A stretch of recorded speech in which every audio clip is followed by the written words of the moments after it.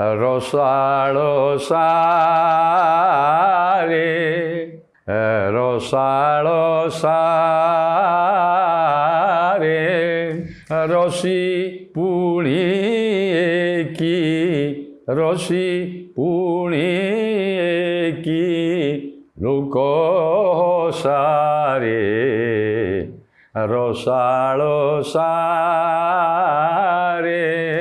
ରସି ଏକି ପୁଣି ଲୋକ ସାରେ ରସାଳ ସାରେ ରେ ରସାଳ ସା ରେ ରସ ରସାଧିକ୍ୟ ହେତୁ ଶୃଙ୍ଗାର ରସାଧିକ୍ୟ ହେତୁ ଏଠି ଶୃଙ୍ଗାର ରସର ବର୍ଣ୍ଣନା କରାଯାଉଛି ଯେଉଁଟାକି ଉଜ୍ଜଳ ରସ ବା ମାଧୁର୍ଯ୍ୟ ରସ ଦିବ୍ୟ ରସ ବୋଲି ଗୌଡ଼ୀୟ ବୈଷ୍ଣବମାନେ କହିଛନ୍ତି।